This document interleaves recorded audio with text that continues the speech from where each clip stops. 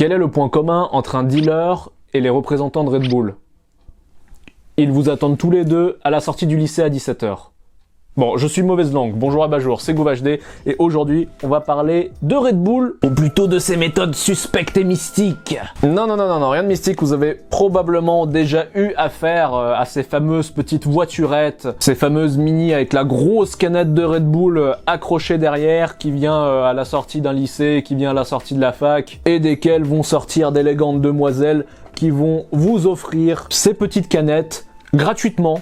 Ces cadeaux, c'est pour nous. Vous qui êtes un jeune étudiant fatigué, qui veut décompresser, qui veut sortir, se changer les idées, changer d'air, aller faire la fête. Donc bien évidemment, vous n'avez aucune raison de refuser ce cadeau. Vous n'avez aucune raison de ne pas prendre cette canette, de ne pas la boire et de ne pas aller faire la fête en boîte de nuit un peu plus tard. Boîte de nuit dans laquelle vous retrouverez encore une fois cette même voiture, encore une fois ces mêmes demoiselles qui vont encore une fois vous offrir ces canettes. Et d'ailleurs, elles ne vont pas les offrir qu'à vous, elles vont également les offrir aux gérants des boîtes de nuit qui eux non plus ne vont pas refuser. Ça se refuse pas, hein, des boissons totalement gratuites, qui vont pouvoir faire payer cher une fois dans la boîte, qu'ils vont pouvoir utiliser comme soft et couper avec toutes sortes d'alcool, de manière à ce que la Red Bull devienne la référence pour toutes sortes de cocktails, la référence dans les boîtes de nuit, que chacun n'ait qu'une seule idée en tête, c'est qu'en sortant des cours, en sortant du boulot, on se prend une Red Bull et on va teuffer toute la nuit. Parce que oui, nous sommes à la fin des années 80, les energy drinks, absolument personne sait ce que c'est en Europe, absolument personne sait ce que c'est aux États-Unis. Et comme disait Steve Jobs, on ne peut pas vouloir quelque chose dont on ignore l'existence, quelque chose qui n'existe pas pour le moment. On ne peut pas se l'imaginer, on ne peut pas en avoir envie. Bon, il n'a pas tout à fait dit ça, mais vous voyez l'idée, hein, en mode, ouais, les produits que j'invente, ils sont tellement dans le turfu que vous pouvez pas vous les imaginer. Donc à la fin des années 80, quand Red Bull arrive sur le marché, OSEF, hein. Ok, OSEF. On s'en cogne un peu, un energy drink, qu'est-ce que ça signifie? Et du coup, Red Bull, pour commencer à susciter de l'intérêt, ils ont un peu fait comme on avait vu dans la vidéo sur les frites, un peu comme pour donner de la valeur à la pomme de terre, hein, la pomme de terre tout le monde s'en méfiait, pour lui donner de la valeur artificielle, on avait fait genre c'était précieux. Et bien Red Bull, pour susciter l'intérêt, pour lui donner de la valeur, pour que les gens commencent à s'y intéresser, en termes de communication, les gérants avaient adopté le champ lexical mystique des substances illicites, en distribuant des échantillons gratos à la sortie des facs et des lycées, en étant distribués dans les rave parties, les boîtes de nuit, et mélangés à toutes sortes de cocktails alcoolisés, en ayant le slogan de vivifier le corps et l'esprit, que dis-je, en déclarant que Red Bull donne des ailes. Non mais attendez, on parle d'une boisson ou on parle de dope là? Bref, vous l'avez compris, Red Bull, les energy drinks, c'était un concept totalement inconnu. Un concept qui était censé venir remplacer nos habitudes en termes de soft drink. Donc ça veut dire que Red Bull, lorsqu'il arrive, il est en concurrence avec qui? Il est en concurrence avec Coca-Cola. Coca-Cola, le gigantesque Coca-Cola qui est partout, qui a un énorme budget pour faire de la pub absolument sur tous les médias, qui est distribué en masse, que ce soit les boîtes de nuit, que ce soit les lycées, que ce soit les écoles, les cantines, les restaurants, les magasins. Red Bull, il était tout petit à ce moment-là, tout frêle, tout jeune. Il ne pouvait tout simplement pas jouer sur le même terrain que ses concurrents. Concurrent indirect. Parce qu'il avait quand même cette particularité d'être un energy drink, avec des ingrédients comme la taurine qui étaient inconnus au bataillon jusqu'alors dans le monde des boissons. Donc pour se démarquer, pour donner envie, pour susciter l'intérêt, ils se la sont joués en mode illicite, en mode mystérieux, tu vois, en mode mystique. Energy drink, tu prends une canette et brrr, il se passe un truc. Et vu que l'homme a une curiosité naturelle pour le vice, vu que l'homme est attiré pour ce qui est interdit, forcément chacun a voulu y voir de plus près de quoi il s'agissait. Y compris nos chers gouvernements. Ouais. Parce que ok, c'est peut-être stylé de se la jouer thug comme ça, de se la jouer grand banditisme, de se la jouer trafic de stupéfiants avec leurs canettes. Sauf qu'à force, on peut finir par y croire. Et il y a eu beaucoup de gouvernements qui ont tout simplement interdit la vente de Red Bull sur leur territoire. Y compris la France, hein, ça a été autorisé plusieurs années plus tard. Mais en Europe et dans le monde, la France était l'un des derniers pays à encore interdire la Red Bull, hein. Ils l'ont autorisé en 2008. Parce que forcément c'est quelque chose de nouveau, energy drink, les gens ils mélangent ça avec de l'alcool, il y a de la taurine. Qu'est-ce que ça fait la taurine sur le corps, on n'en sait rien. Selon Red Bull en personne, tu bois une canette, t'es tout excité. Que contient cette canette? Du coup ils se sont pas posé 1000 questions, ils ont dit bon ça a l'air dangereux, on interdit. Sauf que l'intérêt pour la Red Bull était déjà créé, c'était trop tard. Au point où des pays où les energy drinks étaient encore tolérés ou officiellement autorisés, comme la Belgique, en ont très bien profité. Parce qu'il y a eu des milliers et des milliers de Français qui traversaient la frontière et les ramenaient en France pour les revendre de manière illégale. En vendre à des particuliers, en vendre à des clubs, à des boîtes de nuit, et il y a eu un trafic illicite de Red Bull. Un trafic de Red Bull répréhensible par la police, quoi. C'est hallucinant, et c'est seulement 10 ans en arrière. C'était il y a pas si longtemps que ça. Au final, la France, elle a fini par accepter la vente officielle de Red Bull, car elle n'avait pas réussi à prouver sa dangerosité, qu'elle allait perdre le procès et devoir verser d'énormes dommages et intérêts. Donc ils ont préféré dire à Red Bull, ok, c'est bon, vends ta cam, et laisse nos sous tranquilles. Il y a eu quelques autres procès ensuite aux États-Unis, où t'as des gamins qui buvaient plusieurs litres de Red Bull par jour, et qui du coup avaient des problèmes cardiaques. Est-ce que c'était directement lié aux energy drinks ou pas, on n'en sait rien. Il y a également eu une plainte sur le slogan de Red Bull, qui disait Red Bull donne des ailes, sauf que non, quand on boit, il n'y a pas d'ailes. Il y a eu un procès pour ça, pour lequel Red Bull a dû payer des indemnités. Mais ils ont pu garder leur slogan. Donc voilà, avec cette pirouette marketing, avec ce vocabulaire mystique, avec ces liens étroits du monde de la night, non seulement Red Bull a réussi à créer énormément d'intérêt autour de sa marque, mais en plus, ils ont tout simplement créé le marché de l'energy drink. Parce qu'il vous est déjà peut-être arrivé d'entendre que la Red Bull, c'est autrichien, un autre va vous dire que non, la Red Bull, c'est thaïlandais, quelqu'un d'autre encore va vous dire que non, la Red Bull c'est japonais, et en réalité, tout le monde a raison. Dans le sens où oui, la Red Bull telle que nous la connaissons aujourd'hui est originaire d'Autriche, mais la marque est bel et bien née en Thaïlande. Il s'agissait en fait d'une boisson énergisante qui se vendait plutôt comme un alicament, donc aliment médicament, appelé Klating Dang, qui en adaptant la traduction signifie taureau rouge. Et c'est une boisson thaïlandaise qui existe toujours aujourd'hui, qui a plusieurs dizaines d'années, mais qui n'était jamais réellement sortie du territoire thaïlandais. Mais le principe même d'un alicament te donnant de l'énergie, vendu sous ce format et vendu avec les ingrédients qu'on retrouve dans la Red Bull, est originaire du Japon, avec notamment une boisson qui s'appelle le Lipovitan. C'est un alicament coûteux qui était vendu aux hommes d'affaires qui voyagent beaucoup,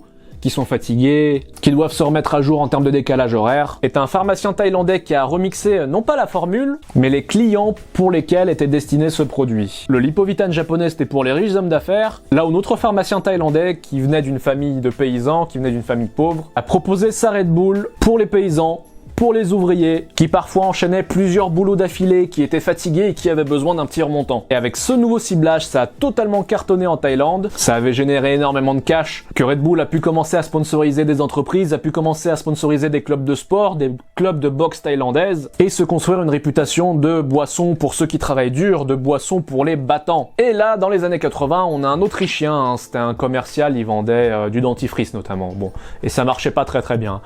Eh bien, il arrive en Thaïlande et il tombe sur du Red Bull, il goûte, il dit « Waouh, c'est trop bon, ça met un coup de fouet, c'est génial, je quitte mon job de merde et j'amène ça en Europe et je deviens riche. » Et à l'heure actuelle, c'est le 53e homme le plus riche de la planète. Donc voilà, bien joué! Non, c'était pas aussi simple évidemment. En accord avec le Thaïlandais, il ramène la Red Bull en Europe, il la renomme Red Bull d'ailleurs au passage. Il commence à la proposer en Autriche et ça fait un bid total. Personne n'en veut et ce pour plusieurs raisons. La première, c'est parce que, rappelez-vous, c'était vendu sous forme d'alicament. Et en Occident, on traverse une période où il y a plusieurs crises sanitaires. Il y a eu plusieurs scandales avec des génériques, avec des vaccins, et on perd confiance un peu dans tout ce qui est laboratoire pharmaceutique. Donc un sirop miracle qui te promet de rendre ton énergie, on n'y croit pas, ok? Ensuite, il faut savoir que la recette originale thaïlandaise, elle est un peu différente de ce qu'on a aujourd'hui. Et il y a deux choses principales qu'avait fait le patron de Red Bull, du coup, c'est de non seulement baisser la dose de sucre, mais en plus de rajouter des bulles, voilà, pour se rapprocher un peu plus des sodas et s'éloigner des médicaments, en termes de perception sur la boisson. Mais pour le reste, pareil que le Krating Dang, pareil que le Lipovitan, la couleur, l'odeur, la fluidité est restée plus ou moins équivalente.